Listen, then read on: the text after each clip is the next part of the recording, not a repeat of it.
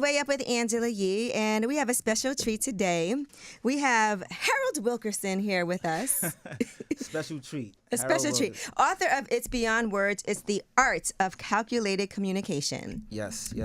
Thank you for having me. I appreciate that. And just some background on who this person is. We know you as H.O. Mm-hmm. Some people may know you as Uptown Harry O. Yes. You have a lot of different aliases, different periods of your life. So I think, Harold Wilkerson is your name from birth. Mm-hmm. That is my name from birth. Why did you make that face? Because if I never liked the name Harold Wilkerson. It was something, your name is given to you. That's my dad's name. And it's a funny thing. I asked my dad the other day, I said, did you like being called Harold? He said, no. I never liked it. Let me give it to you then. Yeah. His dad was named Harold as well. So I'm the third. Okay. But don't really go by it unless I'm Professor Wilkerson. Yeah, when we talking about the book, So Harold Professor Wilkerson, and this is actually a course that you teach. Yes, I teach communication courses for a few colleges, and I've been doing that for maybe about 12 years. Mm-hmm. Yeah. But aside from that, we also personally know you from the music business. Yes. And when I first met you, and this is going to sound shocking, but you were working for Fyre Festival. I was working for Fyre Media. And Fyre Media. Okay, sorry. Yeah. It's important. Matter. Yeah, it really does. Because Fyre Media was a app and a platform that was created for talent acquisition and dealing with different talent in different companies. Mm-hmm. And in the process of Fyre Media rolling out, someone had an idea to do a festival, the Fyre Festival. So Fyre Festival became sort of like the priority over Fyre Media. So yeah, that's where you and I first met. Were you in any of those documentaries? No, I was not in any of the documentaries. I saw you. No, I was at a dinner, at a Fyre dinner. If you go back to the documentaries, you'll see me at a dinner, and that's it. But I was not in any of the documentaries. Mm-hmm. It's funny because when everything unfolded, which we'll talk about, like the police came to my house and I wasn't there, and they left a card. Mm-hmm. And it was like, hey, give me a call. Called my lawyer immediately, like, listen, these guys left a card. They said, you don't have to speak to them at all. Okay. And that was good. And when they started rolling out as far as the documentaries, people reached out for me to be a part of the documentaries, and I declined to be a part of the documentaries. All right. And I want to ask you this, because Fyre did start off as a company, like you said, it was Fyre Media. Mm-hmm. And I remember you guys were doing bookings, and people could say somebody was having a bar mitzvah. Right. And they want Fat Joe to perform. Mm-hmm. Then they could contact you guys, and that would be a seamless way to make it happen. Right, absolutely. We served as that middle ground, that agency. So we had qualified buyers who would reach out to us for things like that, bar mitzvahs, weddings, all kind of different events. So it was a growing app, and my services was to help build the resources with talent and different buyers and so on and so forth. So it was on that track of being that, and then... So do you believe that if they would have stayed the course with that, because it's kind of like what Airbnb services is doing now, where you can go and get these services and experiences with people through the app and pay for it through the app so it's safe and secure. Mm-hmm. And then when the person does what they're supposed to do, it's kind of like an Airbnb for talent in a way. Right, exactly. Right. Like, who knows? It possibly could have been successful in that manner.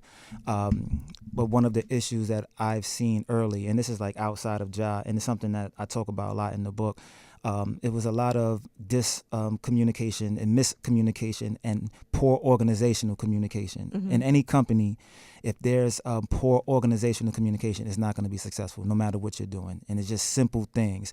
And I picked up on that early as far as the organizational communication was off.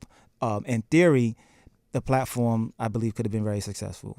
Mm-hmm. But it just had to work out some kinks internally as far as people were hiring and how they were working then.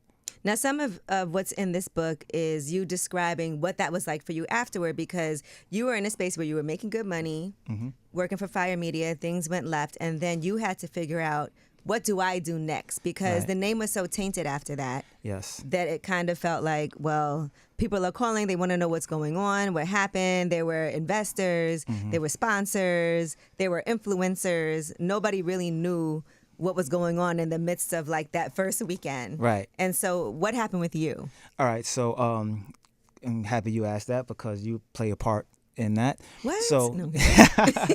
So when Fyre, no pun intended, when it went up in flames, the day it went up in flames, it was like so much confusion on what my future would be. Well, first thing first, it's two people I want to mention besides you. Well, you were included. Lenny S. My guy Lenny S. was the only person that called me. Like the only person that called me. And I answered the phone. I said, "What's up?" He said, "Hey, how are you? Are you okay?" It's the only person that checked on me. I just want to give him a shout for that. And then he is. Yeah. So and you are the other person. Now, before we get to that part, when I saw Fyre like headed in the terrible direction, I started telling all the people that I brought in as far as companies and different individuals. I started telling them that maybe we should fall back right now because I'm not sure exactly where this is going. And I would talk to you about being a part of like the Fyre Festival. You were like, yeah, you can fly out. And then you were like, you know what? Don't fly out this first weekend. Let's wait and see. Right. Yeah. For some reason, I just saw that things were going in the wrong direction. So I'm like, all right, let me just start pulling people back. So it was you. It was different companies I was working with like Samsung, all these people. I'm like, let's just wait for a second. And then the inevitable happened and everything went up in flames. So the day it happened, I'm lost. I'm not sure exactly what I want to do with myself. Like money is getting low. And that same day, you said the words to me. You said something like, you're never going to be who you're supposed to be unless you take a chance on yourself. If you don't take a chance on yourself, you're never going to see if you could fly, something like that. And then it kind of woke me up. So what I did was, all the resources that I brought into Fyre, I said, you know what, it's time for me to start my own business. I'm taking Angela's advice, betting on myself. So I took all the resources and I birthed my company, Chase Republic. And 6 years later, it's been 6 or 7 years later, it's been doing great. Going strong. And I want to say, I do remember us having a conversation. And I remember being like, you got to speak to people because everybody was trying to figure out what was happening. And I was like, I'm sure people are ducking calls right now. But if they can see you genuinely wanted what was best, because I think intention matters a lot. Right. There's people that don't have the best intentions and will try to, quote, scam people. And then there's people who are truly like, oh, I'm not sure about this, but I work here. Right. You know, I'm cautious. And that also leads you to a place where you're not responsible for the actions of a company that you work for because you can't tell them what to do and what not to do. Right. You still are there, but that's why it's important to start your own. No, exactly. And when you gave me that advice as far as speaking to people, so what I did was first I went to everyone that I told not to be a part of it. And I want to make sure I'm saying it clear. I only told people not to be a part of it when I saw it going in a different direction. I'm like, listen, maybe we need to fall back. And you didn't badmouth it. You were just like, no, I couldn't badmouth it. Let's see how this goes. Yeah. I'll be comfortable once this is the first year. It was kind of like that type of conversation. Right, exactly. Like, this is the first year. Maybe we should wait and see as they're, working where would out. this go? Yeah. And I would never like badmouth it because like my guy, John, my brother is a part of it. So I'm never going to badmouth something that he's a part of that we both were a part of.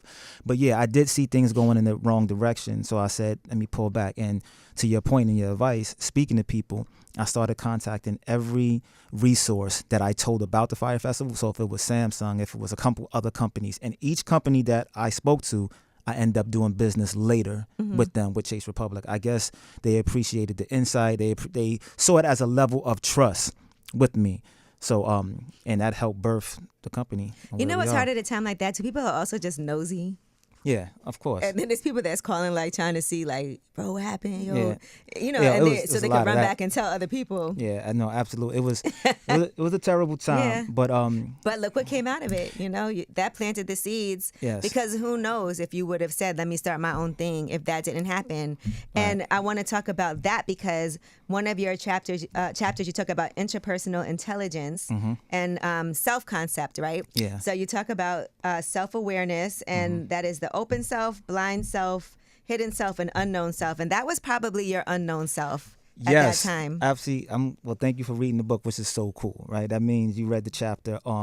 Intrapersonal communication is the most important form of communication. That's internal communication, how you see yourself, what you think about yourself. So some people never get a chance to fly because they don't see themselves of having wings. They're not good enough. What are they saying to themselves? So, yes, inside intrapersonal communication, there are different selves. There's your open self, is your hidden self, your blind self, and your unknown. The open self, that's everything that I know about me, you know about me, is no secret, right? All right, Angela is funny and she could crack jokes on people all the time. That's what everyone knows, right? Then is her, then it's her hidden self. There may be some things she like to keep to her. Not that she's keeping a secret. it's her hidden self. It's some things about me I like to keep to me. Then it's your blind self. There are things that you may do that you're not even aware of, right? You may say yes all the time to any friend that asks you for something. You may say yes. You may say yes. And somebody like, you don't see that. Listen, you always say yes. It's in your blind. I'm like, well, I didn't, I don't think they're taking advantage of me. This feels personal. Like, right? I do that do I? Well, I mean, I know you a little bit, right? I know you a little bit. And I think you posted something on Instagram the other day. You said something about when friends still owe you money. I said, these people still owe her money. People hit me up about that. I looked at it and I said. When I tell you, I put up this post about, people, the percentage of people that are owed money by friends or something. Yeah. When I tell you my DMs, people's like, oh, you know what? That's so true. So that was probably one of my most like interactive posts. I saw it and I said, oh, she's still saying yes. That's what's going on. So yes, that is your hidden self. And then your blind self represent the things that you're not aware of. You don't know that you can even do these things. And sometimes whoever that person is, your blind self will come to surface. Excuse me, I'm sorry. Yes, your unknown self. That person will come to surface in the midst of chaos, in the midst of danger. Like it's like a fight or flight. Who you're gonna become. And when the Fyre Festival went up, my unknown self, I didn't know I can be this person, and I've stepped into that unknown and become this person. It's kind of like that theory of when your back is against the wall, that's when you really have to fight to get out of a situation, and that's when you really have to step up to the plate and win. And you surprise yourself like, wow, I didn't know I can be this. I didn't know I could be this person. But the important part of the unknown self is to always strive for the next level of unknown, because, all right, at that point, this is maybe 6-7 years ago, I didn't know I can be who I am today. Now I'm sitting there like, there's more unknown. There's more to discover about me. And I'm looking forward to breaking into the next level of unknown, sort of like Ange. Like Ange buys properties like she's buying shoes. No, right? I don't. I wish. Well, she continues to step into the unknown. Like she continues to step into the unknown part of herself. Like, what can I do next? What can I do next? So it's important to, once you reach that level of knowing what you can do, then say, I could do more. And then you push yourself to that level. Yeah, I just think that sometimes whenever you push yourself and do something that's unknown and, try to get to the next level, you learn a lot. I think you learn the most from things that you have to make a lot of, like, I don't know if you would say mistakes but it could be mistakes. Yeah. You learn the most from doing things like a lot of trial and error. And I always say when things don't work out financially, I'm always like, well, this is the price you pay for education. This is the price. That's how I look at it. Yes. I just had this conversation with someone. I said, everything you do is going to cost you something. It's a price for everything you do. And that's how you have to look at it. Like, yeah, this is the price of education. This is a price for me learning how not to make this mistake again. Something is always going to cost you something. So, listen, you rather just waste that or step forward into it. So now, you said in this book that the hardest chapter for you to write was chapter 3, intercultural communication. Yes. Now, I want you to talk about culture and why that was so difficult for you to express in this book. Again, thank you for reading the book. As a college professor, when it's time for me to discuss culture in the classroom, it becomes like the most controversial aspect of it, because everyone has different definitions of what culture is. So I start off, and I know no matter what I put in the book, reason why I said it's difficult, no matter what I put in the book, something's going to be left out. Someone's going to say, well, you didn't say this. So I'm like, all right, well, I have to talk about it. Now, when we discuss culture, I always ask someone, how do you define it? Like, how do you define culture? So I ask the class, how do you define culture? Like, what is culture to you? Give me some examples. And they say music. I say, yes. They say art. They say religion. They say food. They say all of these things are culture. And I go, absolutely right. Then I say, all right, I'm going to say something. Tell me what you think. Culture is not the same thing as race. Then they all stop. I say, because race and culture are not synonymous. Culture is a way of life, right? Your race, you can't change your race, but you can change your culture. And just because we look alike, we can have the same race, doesn't mean we subscribe to the same culture. Doesn't mean we have. So if someone says, well, I disagree, I say, well, all right, I'm a black man. This is a black man. Do we have the same religion?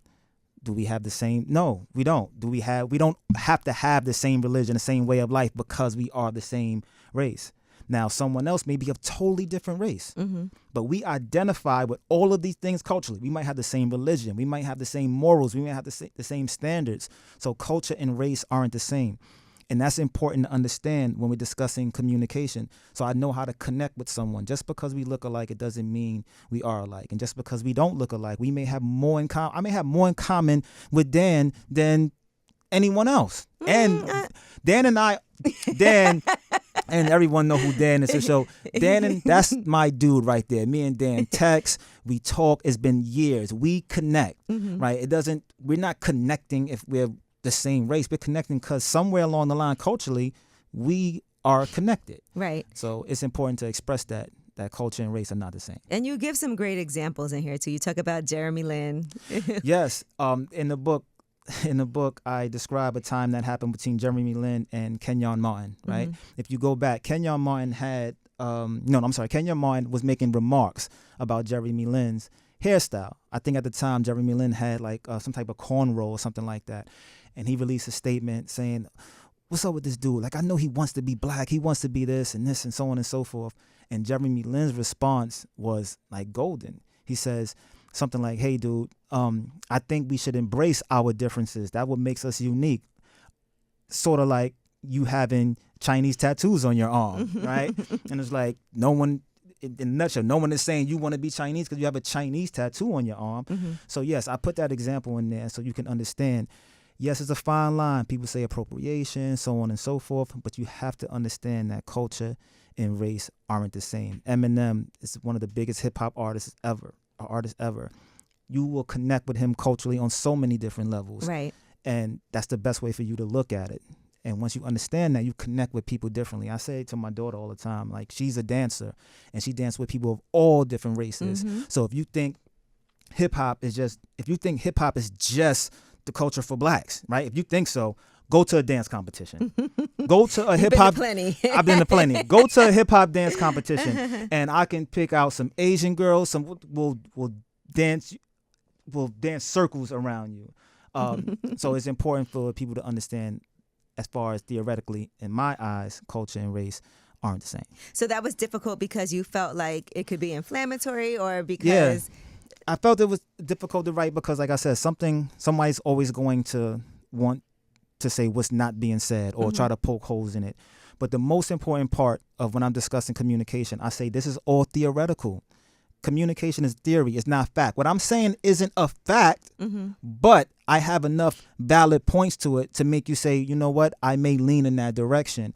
I saw something, it was like a controversy recently when they were saying Latinos and Puerto Ricans didn't help create hip hop, and I'm like, it bothered me so much. I'm like, oh my goodness. I'm like, did any of you guys see Beat Street? Go back and watch Beat Street. If you think hip hop, the culture wasn't created with blacks, with Latins, we were all together. So yes, to answer your question and your point, it was difficult to write because there's so much stuff that could be left out, and it could trigger something. And there's always going to be people who are... It's always going to be someone that, black culture. All right, there's a race and then there's a culture. What do you say to somebody, like recently Steph Curry did an interview with CNBC, and he was talking about having imposter syndrome. I just saw that. You saw that? I just saw that.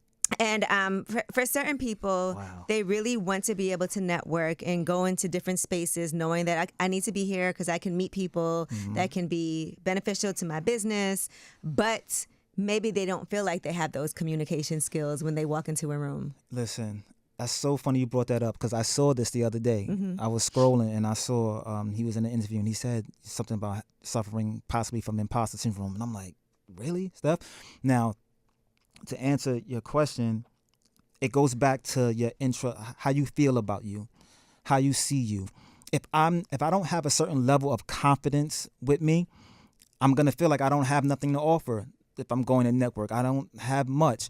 And even if I end up in that room, you are going to see that I don't have the confidence. And then I'm not sure of myself. And then it's not going to work.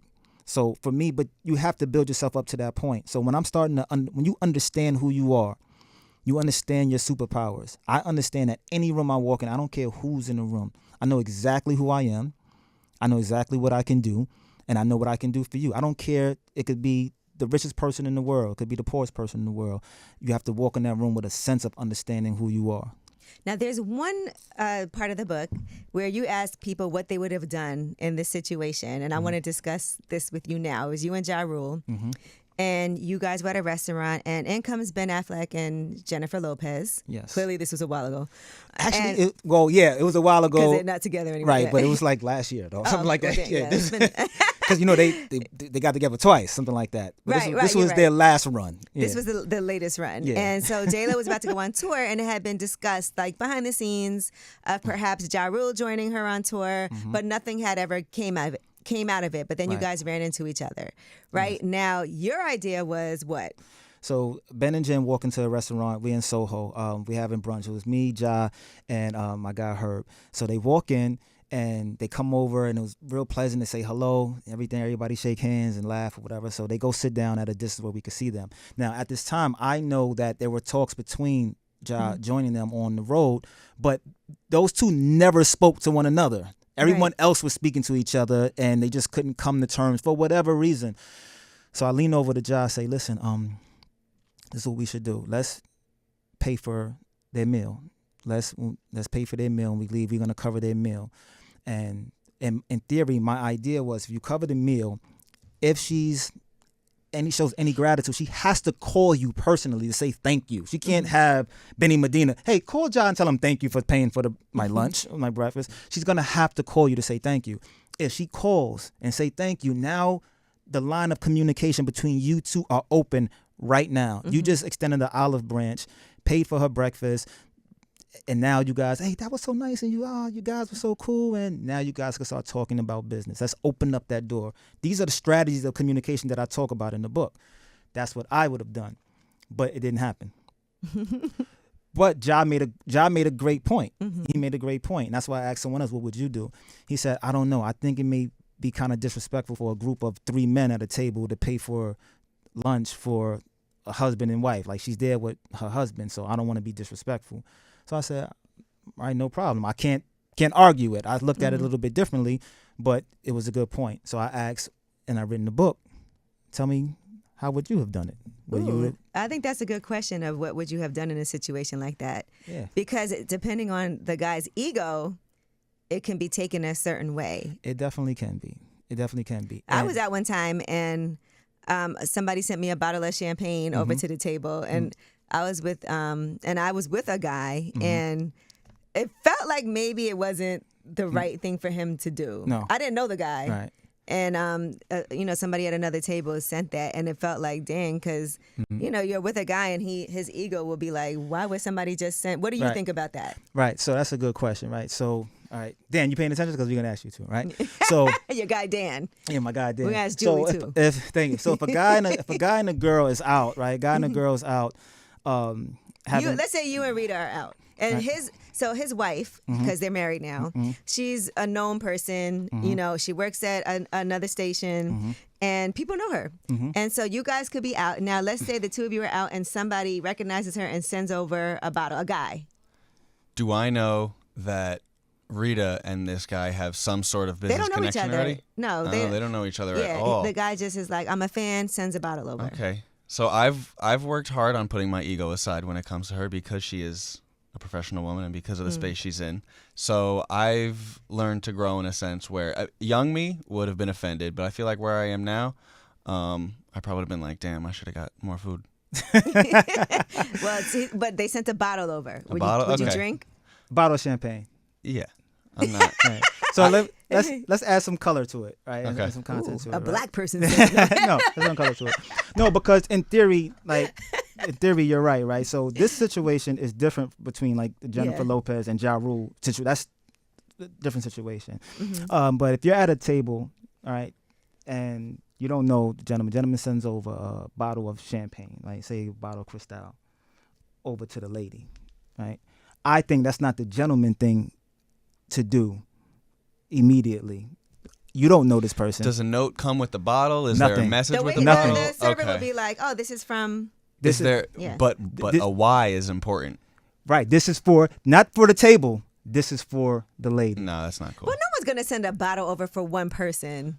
They said this is for the lady. I think that's what it if the sounds bottle like. of champagne were to come and be like, this is from this person because They're a fan. they're a fan, that's a little shaky. But if it was like because they want to work together, then that's something totally different. Like, Okay, so you think that Ja Rule could have sent that bottle over because they know each other, they said hello, with a message. or and they do want to. They have worked together. Right. Yeah, that in the situation, past, is different. Like, that's why I understood what Ja was saying. Right. I was out one time in Miami, but I was with Kaiser or whatever. Yeah. But Puff came into the restaurant and he paid our bill. That's different. I was like, thank God. At that time, No. but, he didn't tell us. Right. No one No. told us. It's just when it was time to go, the bill was paid. But also, like, with Puff doing that, that's sort of like, that's like a colleague taking care of a colleague. Like, those are my colleagues over there. Like, we work together. Right. Those but are my that's colleagues. what that is too. Is what I'm saying with Ja Rule. Right. That's why Yeah. I felt it was nothing wrong Well, with that's him. what the tour didn't. She's really good. Then you have no idea the person you work with. But that's a good scenario, and that's a good question. Good question. Now you also worked for Bad Boy. Work with Bad Boy, yes. Mm-hmm. So and you also talk about the night that you guys were in the club with Shine. You were there Yes. when that whole incident unfolded with Shine and in the club with J.Lo Yes, again. yes, She J.Lo. probably would stay far away from you. But That's funny. and you discuss, and you said no offense to Shine, but you were discussing that day. It was like his head was on a swivel. He was feeling a certain type of way in that in the club environment. Right. Yes. So yeah, I mentioned this before. Like, it's important. Yeah, I mentioned Shine in the book. It's not me poking holes at Shine or picking at any wounds. I'm just trying to display in the book how things can happen when you're a disconnect with yourself, not understanding who you are, and how media representation can have you sort of believe in something that you don't have to be. So yes, so I was there that night, the unfortunate night at Club New York. I was with Shine all night. Nigel, shout out to Nigel. Nigel came and got me from the Bronx. Nigel was my manager at the time. We went down. Yeah, we went down to go pick up Shine from Puff's house. He was staying on the Brownstone on Park Avenue, and we headed to the studio. Then we headed to the club. But all night, he just seemed a little off. Like, even before we got to the club, he just seemed a little off. Even the things that we were talking about in the car just seemed like, why are you even talking about this, talking about that? And then when we get to the club, everyone's having a good time. Sean doesn't appear like he's having a good time for whatever reason. Right. Like, before anything. And I remember going over to him, and I say, Sean, listen, there's a lot of pretty women in here. Like, why you not trying to even talk to anyone? He says, no, I need to be on point. I'm like, all right, I don't know. All right, whatever. And then the chain of events happen, and whatever happens, we rush out the club. And as we all running out the club, Sean is being put in handcuffs. So the question people ask, all right, why is it in the book? It's in the book because we discuss how media, and when I say media, is any form of how you receive information. So music is a form of media. TVs is a form of media. The movies you watch, all of this is a form of media. And for some males, and particularly even black males, where do they see themselves in media? So when they're sitting there and they're watching themselves on TV, they're looking at themselves, they're looking at The Wire, they're looking at Power, they're listening to the content of the music. That can create a distorted reality of who they're supposed to be. And they feel as if they have to live up to this. They have to live up to this because this is what they see of their self. And then, unfortunately, I believe something like that happened with Sean and many others in our culture. The media representation of how you see yourself and where you see yourself can cause a real life scenario for you. That's why it's important for diversity in television, right? We have to have images of black and brown people doing other things besides this, even in our music, right? I brought my daughter here today so she can see Angela, right? She can see this person. Your daughter who Chase Republic is named after. Yeah, Chase Republic. Okay. Yes. It's important that she sees this representation of herself so she can understand she can be this person too. And no disrespect to any of some of the women rappers, I don't want that just to be the only image she sees of a brown, woman. Yeah, I felt that way at the Gracies when I went the other day. Sometimes I'm like, man, if I would have seen that when I was growing up, it might have made me want to be more interested in doing something like that. Yes, yeah, that's so important. Yeah, because people do say when you see it, you feel like you can be it. Absolutely. We did a campaign with the Brooklyn Nets called HBCU. And I said, historically black, you have to see yourself. In order for you to help you propel in certain areas, you need to be able to see what that looks like. And it's something like we talking about Puff, and I said this on another interview, that I have to give him credit for that. Early on in my career, he showed me some things. He took me on tour. The image of what he represented kept me from going left. Right? I needed to see that this is the richest, most successful black person I know. Right. But then we hear things about how he treated people. Right. What do you think about, like, because you were around him, and I don't know what you saw or what you witnessed, but that's also something that could be negative, like when you see somebody in a powerful position maybe not treating people the way that they should be treated, assistants, regardless of all the other allegations, just treating people decent. Absolutely. Now, you don't want to see that in an image of a person with power treating people less than. I can say this, and I'm just being honest, I never got that from him. As far as for me, I think maybe my presence with him may have been different. So I'm not letting him off the hook for those but for me, he never mistreated, never in his life said, hey, I need you to go walk and get cheese. Nothing. There was nothing like that. I mean, it was nothing but respect. And one thing I could say, I remember there was a music executive trying to blackball me at one point. And he was in rooms talking bad.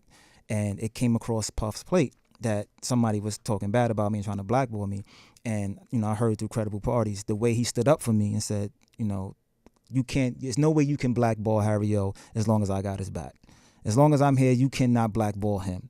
And so I just got to give him credit for the relationship, for my experience. Yeah, and I was thankful for that. Now, as a professor, what made you decide that it was time to write a book? Because I remember when you first initially said it. And, my favorite part of this book, I recall having the opportunity to interview a great friend and client of mine, Angela Yee. Now, I just want to quote this part. This is on page 74 for anybody who's going to purchase this book. It says here, Angela Yee is a media journalist, entrepreneur, and one of the smartest people I have ever met in my life. That's correct. That is, I was, first of all, stunned when I read that. But no, thank you for that, though, because I did, you sent me some questions to answer, and I know you have been talking about doing this, but what made you feel like this is the next step of what I need to do? Well, it was really important to finish the book. I started in 2020, and as I said, I'm a communication professor, so I'm going to talk about all theories of communication and so on and so forth, and I'm going to add my entertainment life. I said, there's only two ways to live forever. It's something I tell Chase all the time. It's only two ways you're going to live forever. Everybody wants to live forever. There's only two ways you're going to do it. Either be an influence or make history. That's the only way. By writing the book, this will outlive me. These are my thoughts. These are so much I put into it. This will outlive me. So I'm leaving a piece of me here after it's all said and done. So that was really important for me to finish the book. And I want to see what's the next level of me. And like, all right, you know what? I want to write a book. Anytime I told somebody I was writing a book, they think it was something like autobiographic. Like, no, it's not like that. But I wanted this information to live longer than me. So that's why I wrote it. And for my daughter as well, whenever it's all said and done, if she need to hear her daddy's voice, open up the book. You hear my voice. And yes, and going back to, Angela Yee is in the book. She did an interview with me, and she is one of the smartest people that I have encountered. And it's important that I say that. I didn't say like one of the smartest women. No, she's one of the smartest people that I have ever had the opportunity of being friends with. Well, thank you for that. And I appreciate you, too. You've brought a lot of opportunities to the table. And so, yes, I just... Yeah, me and Angela made some money together. Yeah, we made some money. Yeah, we continue to make a lot of money. So thank you for trusting me. If Chase Republic hits you up for something, make sure you yes, follow through on that and get it done, because he gets to the bag. Yes. But I do want to commend you for writing this, because I think a lot of people will benefit from the information that's in here. If they're having any doubts about themselves or trying to figure out a better way to succeed in life and push push themselves out of their comfort zone. This can do that. There's a lot of real life examples that you give. You talk about emotional intelligence, Yes. and you discuss Will Smith and Chris Rock. Just bringing a lot of these pop culture moments in to also explain and give examples of what it is that you're Exactly. outlining. And to wrap it up, that's what I do with the class too, because I can give you the information, but I want to show you exactly where you can see the information. So yes, in the chapter on emotional intelligence of knowing how to manage how you feel and not be impulsive, after I go through that whole theory, I say, well, let's look at Chris Rock and Will Smith and what happened in this whole moment. Who possessed emotional intelligence and who didn't, and then what can happen when you don't possess. Who drew the sketches in the book? So it's funny. I draw that on the board. I can show you. Like, I draw it on the board when I come to class. And every time I start class, listen, Dan, I come to class and it's like a stick figure, right? Yeah, I say, there's a listen, lot of stick figures in listen, I'm going to draw something on the board. It's going to be the best thing you ever see. And I draw a stick figure. And I say, this is communication. They all laugh. And I say, by the end of the semester, you're going to see this and be like, wow. And so, yeah, I drew the stick figures. Yeah, funny. I told All you right, she's and funny. if people want to like sign up for a class, can they, or is this? Actually, I think I could talk about this. I'm working on starting my own program because yes, I teach at a college, at a university, right? So that's, you want to go to the college to get my class, fine. But I'm partnering with Def Jam. Oh. And we're gonna have these entrepreneur communication courses in their building. I think we start in September, right? So thank you, Def Jam, for that. And Okay. the program is called The Corner Office. I And, love that. See, yeah. we get a little exclusive here. Yeah. So that's and the book is gonna be like the textbook for the course with Def Jam. It So, makes sense. And yeah. he does tell a Def Jam story in here. Yeah. He went to go meet with somebody who's an AKA, and he wore pink and green. That's the part about the calculated communication, right? So I know we got time. I mean, we don't have a lot of time because Dan is touching the boards. But but real quick, yeah. So what she's talking about, as far as the art of calculated communication, not in a sinister way, not anything cunning, but all right, this woman is an AKA, and I need to build a relationship with her somehow, some way. I need a point of introduction. So I knew and heard. I did some research that it's an AKA purple and green. So Pink and green. I'm sorry. Yeah, pink and green. Oh, Purple's so your they're gonna- favorite color, right? Yeah. there No, they're you go. going to get rid of this class now because you messed that up for the AKAs. Sorry. No.